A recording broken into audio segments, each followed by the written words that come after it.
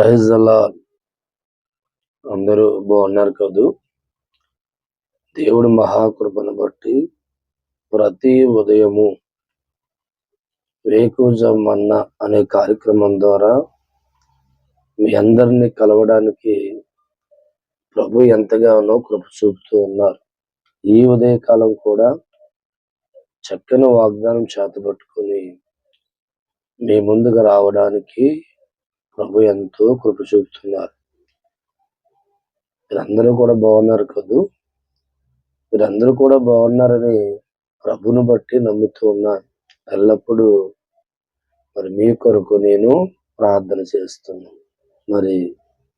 చిన్న ప్రార్థన ద్వారా వేకువజామున అనే కార్యక్రమాన్ని ప్రారంభించుకుందాం. పరిశుద్ధుడా, ప్రేమ కలిగిన తండ్రి, వేకువజామున అనే కార్యక్రమం ద్వారా ప్రతి ఉదయం ప్రజలు దర్శిస్తున్న విధానం బట్టి మీకు వందనాలు. మీరే ప్రజలకు ఇచ్చిన వాగ్దానం బట్టి స్తోత్రాలు. ప్రతి ఒక్కరిని ఆస్వాదించి బలపరచును గాక. ఆమేన్. ఈరోజు చక్కని వాగ్దానం దేవుడు మనకి ఇవ్వడం జరిగింది. ఆలస్యం చేయక దేవుడు వాగ్దానం ధ్యానం చేసుకుందాం. చూడండి, పరిశుద్ధ లేఖనాల్లో కీర్తన గ్రంథం 23వ అధ్యాయము 1వ వచనం. మరొకసారి కీర్తన గ్రంథం 23వ అధ్యాయము 1వ వచనం. దేవుడిచ్చిన వాగ్దానం గమనిస్తూ ఉంటే, యెహోవా నా కాపరి, నాకు లేమి కలగదు. ఈరోజు మన జీవితాల్లో ఒక పెద్ద ఆయన కాపరిగా ఉండాలి ఆశపడుతూ ఉన్నారు. ఈయన 5 సంవత్సరాలు పదవిలో ఉండి ఆ తర్వాత పదవిని పోగొట్టుకునేవాడు కాదు. లేదో 70-80 సంవత్సరాలు భూమి మీద ఉండి మరణించిన వాడు కూడా కాదు. లేదంటే కొన్ని పనులు చేయగలిగి కొన్ని పనులు చెయ్యలేని అసమర్థ కలిగిన వాడు కాదు. ఈయన కాపరి స్థానంలో ఉన్నవాడు. ఈయన మనకిస్తున్న వాగ్దానం గమనిస్తూ ఉంటే, ఎవరైతే ఈయన్ని కాపరిగా మార్చుకుంటూ ఉంటారో వారి జీవితాల్లో పేదరికం ఉండదు అని ఒక భక్తులు మాట్లాడుతూ ఉన్నారు. నిజమేనండి. చాలా మంది మనుషులు ఈ కాపరిని తన జీవితంలో కాపరిగా చేసుకోవడంలో ఫెయిలైపోతూ ఉన్నారు. ఎందుకు ఆలోచన చే దైవజనం. ఈ ఉదయకాలం దేవునికి ఇస్తున్న వాగ్దానం పరిశీలించండి. బైబిల్ గ్రంథంలో దావీదు అని ఒక భక్తుడు కనబడుతూ ఉన్నాడు. దావీదుకి 7 అన్నదమ్ములు ఉన్నారు, తండ్రి ఉన్నారు. ఈ దావీదు అన్నలందరూ కూడా లోకంలో ఉన్న రాజుగా ఉన్న వాడిని మా జీవితంలో కాపరిగా మేము మార్చుకుంటే మాకు లోటుపాట్లు ఉండవని ఆలోచనతో రాజుగారి యొక్క చేతి కిందకి వెళ్ళాలి అనే ఆలోచనలో వారు ప్రయత్నం చేసి చివరికి రాజుగారి కోటలో సైనికులుగా పోస్ట్ సంపాదించుకున్నారు. దావీదు అనేవాడు చాలా చిన్నవాడు, అంటే 16 సంవత్సరాల వయసు కలిగిన వాడు. ఈ దావీదు అనుకున్నాడు, నేను దేవుణ్ణి కాపరిగా మార్చుకుంటే ఎంత బాగుంటుంది.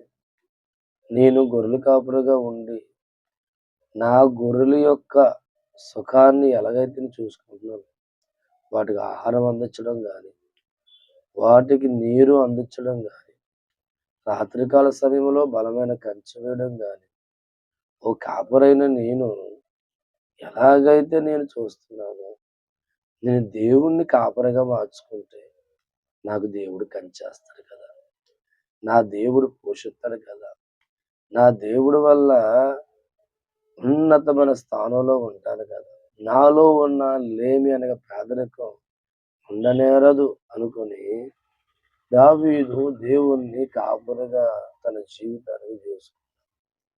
అన్నదమ్ముల్ని దావీదుని పక్క చూస్తే అన్నల జీవితాలు 5,000కి 10,000కి సైనికులుగా మిగిలిపోతే ఈ దావీదు కోట్లాది రూపాయలు కలిగిన రాజుగా మారాడు. దేవుడు స్తోత్రం.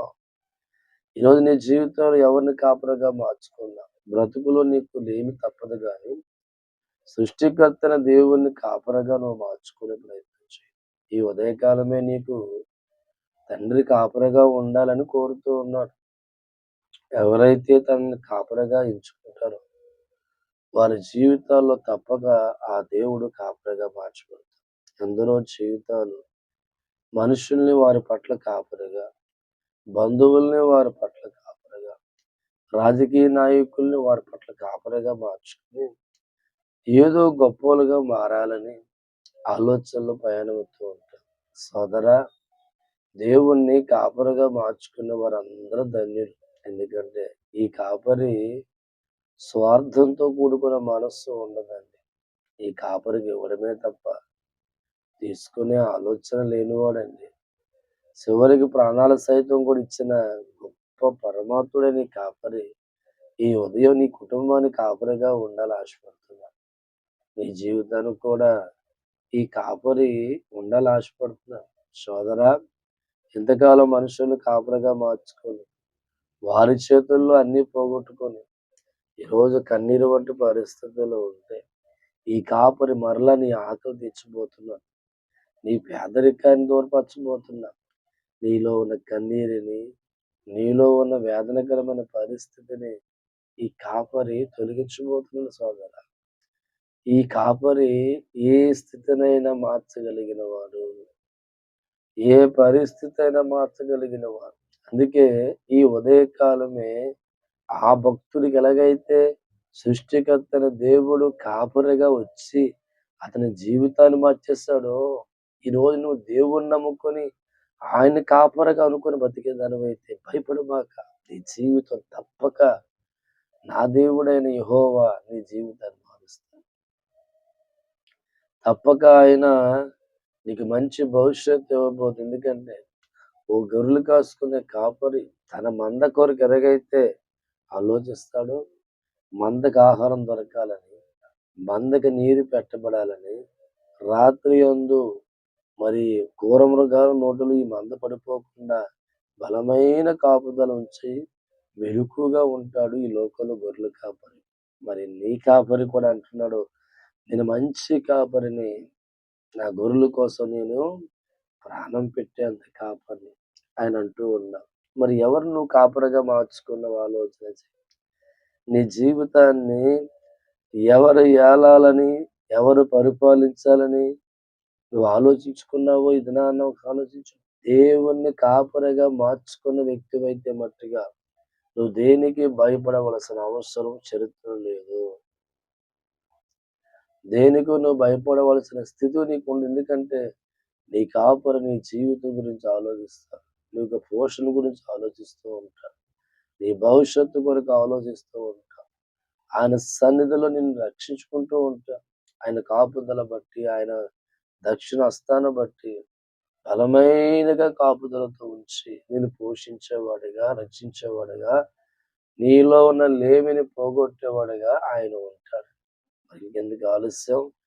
ఈ బలమైన కాపరి ముందు నేను మోకరిస్తున్నాను. నాతో పాటు కూడా మీరు మోకరించి ఏకీభవించండి. పరిశుద్ధుడా, ప్రేమ కలిగిన తండ్రి, మేము ఎవరిని కాపరిగా మా జీవితాలు పెట్టుకున్నా మాలో ఉన్న వాటిని దోచుకునే వారే ఉంటారు తప్ప ఆయన ఇచ్చేవారు ఉండరు తండ్రి. పరమాత్ముడా, దావీదు నిన్ను కాపరిగా మార్చుకుంటే, అన్నలు రాజును కాపరిగా మార్చుకుంటే, ఆయన నిన్ను కాపరిగా మార్చుకున్న దావీదు జీవితమే మారిపోయింది ప్రభా. నాయనా, నీ సన్నిధిలో ప్రార్థిస్తున్నాం తండ్రి. ఎందరో జీవితాలు మనుషులు నమ్ముకొని మోసపోయి దుఃఖంతో ఉన్నవారు ఉంటే క్షమించండి దేవా. ఈ దినాన్ని ప్రభాని మరి కాపరిగా మారుతున్నందుకు వందనాలు. ఎంతమంది అప్పులతో ఉన్నారు, అప్పులకు దూరపరచండి తండ్రి. ఎంతమంది నా తండ్రి శ్రమల మధ్య, కన్నీళ్ళ మధ్య కృంగిపోతున్నారో వారందరినీ స్వస్థపడి లేవనెత్తండి అయ్యా. ఎంతమంది అనారోగ్యంతో బాధపడుతున్నారు తండ్రి, స్వస్థపరచునైనా వారందరినీ దూరం ప్రభావ. నీవు తప్ప ఎవరు స్వస్థపరుస్తారు ప్రభావ. ప్రతి రోగాన్ని దూరపరచండి అయ్యా. ప్రతి వ్యాధిని దూరపరచండి తండ్రి.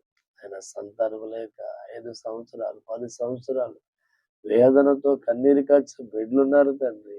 ప్రభా, సంతానం వరకు అనుగ్రహించి ప్రార్థన. ఎందుకు కన్నీళ్ళు వస్తున్నాయి ప్రభా తండ్రి.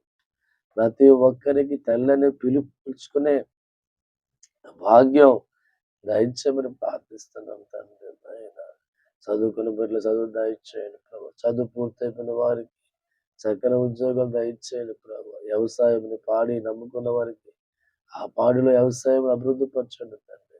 చిన్న చిన్న ఉద్యోగాలు చేసేవారికి నా తండ్రి ఆయన వారి ప్రమోషన్ దయచేయండి ప్రభు. ఆయన ఈ రోజు ఏ పని అయితే ప్రారంభిస్తున్నారు, ఏ పనులైతే జరిగిస్తున్నారు, ప్రతి పనిలో వారికి జయాన్ని కలిగించేయండి ప్రభు. నా తండ్రి నీకు వందనాలు బాబు. సర్వలోకాన్ని ఏలుతున్నవాడా, భక్తుల జీవితాన్ని ఏలుతున్నవాడా నీకు వందనాలు. వారిని కాపరిగా ఉండి వారిలో లేమిని, పేదరికాన్ని, దరిద్రం దూరపరిచి నీ సహాయం అంది. వివాహం కాని వారికి వివాహం జరిగించండి. కోర్టు కేసులతో బాధపడుతున్న వారికి కోర్టు కేసులు విడుదల కలిగించేయండి దేవా. ఈ రీతిగా ప్రభు ప్రతి ఒక్కరిని ఆశీర్వదించమని యేసునామమున తండ్రి. ఆమేన్. దేవుడు తప్పక మీ కుటుంబాల్లో ఉన్నతమైన స్థానం కూర్చున్నారు. ఆయన మీ కాపరిగా ఆయనే ఉండబోతున్నారు. మర్చిపోకండి, తప్పక దేవుడు దీవిస్తారు. మా యొక్క YouTube channel YSJ prayer minister official తప్పక సబ్స్క్రైబ్ చేయండి. దేవుడు మిమ్మల్ని మీ కుటుంబాన్ని సదాకాలం దీవించును గాక. God bless you all.